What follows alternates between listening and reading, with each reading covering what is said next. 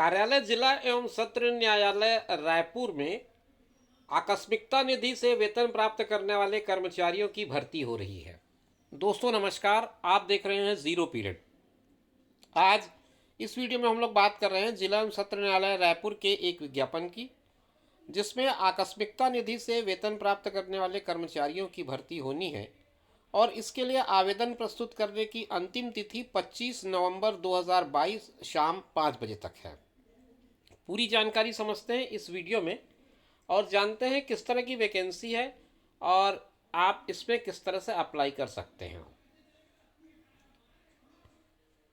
इस विज्ञप्ति में वो कहते हैं, कार्यालय जिला एवं सत्र न्यायाधीश रायपुर के अंतर्गत आकस्मिकता निधि से वेतन प्राप्त करने वाले कर्मचारियों, जिनमें चौकीदार, वाटरमैन और स्वीपर इन कैटेगरी के पोस्ट हैं, और इस पर नियुक्ति के लिए अर्हता प्राप्त उम्मीदवारों से निर्धारित प्रपत्र पर आवेदन पत्र आमंत्रित किए जाते हैं।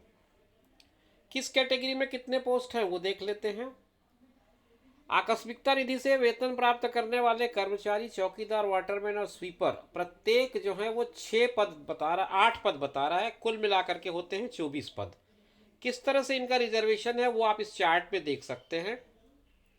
8 पोस्ट तीनों कैटेगरी में है, तो 8 इंटू 3, 8 गुणित 3 अगर करूँ तो मैं 24 हो जाता है। तो इस तरह से 24 आपको कर्मचारियों की नियुक्ति की जानी है और कलेक्टर दर पर की जानी है। आगे इसमें कहता है, जो सबसे महत्वपूर्ण है, शैक्षणिक योग्यता। किसी भी मान्यता प्राप्त बोर्ड से न्यूनतम कक्षा 5वीं की परीक्षा उत्तीर्ण होनी आवश्यक है और अधिकतम योग्यता 10वीं होनी चाहिए। आप इस विज्ञापन को थोड़ा सा ध्यान से समझें।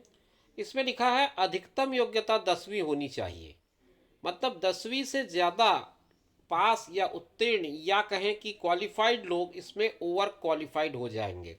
सेवा कार्य करने के लिए तत्पर होना चाहिए। आवेदित पद का विशेष अनुभव अगर हो तो वो संलग्न करें, और इसके अलावा किसी तरह की कोई एक्सपर्टी है अगर आपके पास, जैसे कि आपने ड्राइवरी कर रखी हो, कुक का काम किया हो, कोई सर्टिफिकेट, कोई कोर्स अगर आपने किया हो, इलेक्ट्रीशियन का काम किया हो, फर्रास का काम किया हो, माली, प्लम्बर, इस तरह का कोई एक्सपर्टी अगर है तो उनको प्राथमिकता दी जाएगी, ऐसा लिखा है।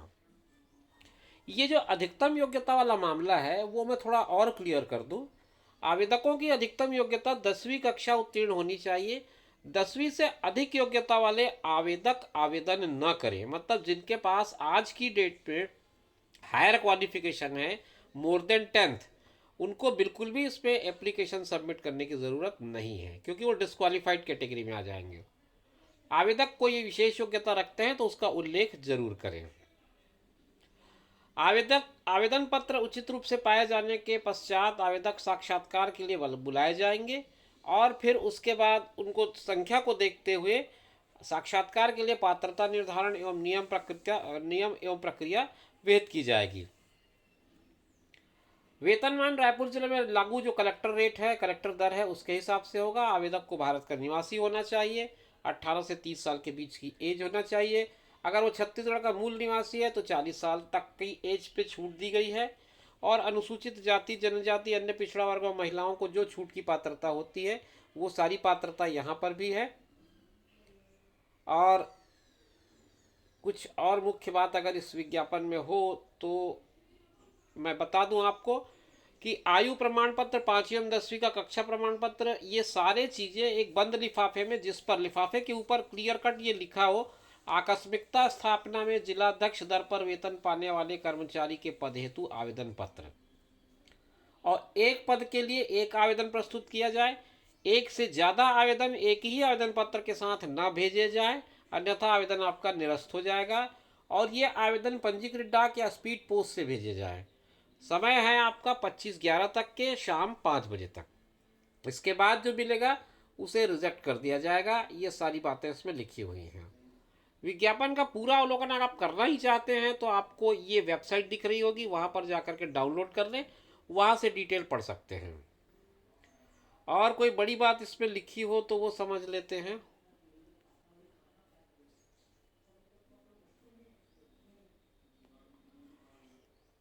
पूरी आवेदन पत्रों की छंटाई हो जाएगी। उसके बाद पूरी सूची जो है जिला न्यायालय में की वेबसाइट में अपलोड कर दिया जाएगा और उसमें फिर 7 दिन के भीतर पात्र के लिए दावा आपत्ति मंगा ली जाएगी। तो ये शेड्यूल होगा इसके आगे के प्रोसेस का। आवेदन पत्र के साथ एक प्रवेश पत्र की स्वहस्ताक्षरित नवीनतम पासपोर्ट साइज फ़ोटो लगी हुई फॉर्मेट आपको मिल रही है। मतलब आपको फ़ोटो अपना लगाना है, ये फॉर्मेट आपको लगा करके सबमिट करना है।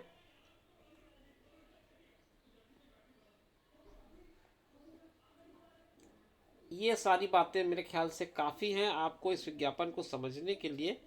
और ये अंत में हस्ताक्षर हैं, और उसके बाद आप इसका विज्ञापन का फॉर्मेट देख सकते हैं। किस तरह से आपको आवेदन पत्र प्रारूप आपको मैं दिखा दूंगा। ये प्रारूप है आवेदन पत्र का। इसमें आपको एक फ़ोटो लगानी है, पद का नाम लिखना है, पूरा नाम अपना लिखना है, पुरुष महिला लिखना है, पति का या पिता का नाम लिखना है, पत्र व्यवहार का पता लिखना है, हिंदी अंग्रेजी में, हिंदी में स्थायी पता लिखना है, जन्म तिथि लिखनी है, और 1/11/2022 को अपनी आयु लिखनी है। डोमिसाइल हैं या नहीं ये मेंशन करना है। अगर अनुसूचित जाति जनजाति के हैं तो उसको मेंशन करना है। विवाहित हैं तो वो बतानी है। अगर कोई प्रकरण न्यायालय में विचाराधीन है तो वो बताना है।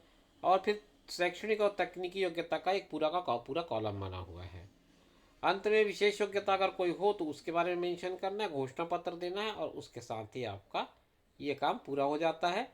फॉर्म पूरा हो जाता है, इसको सबमिट कर देना है।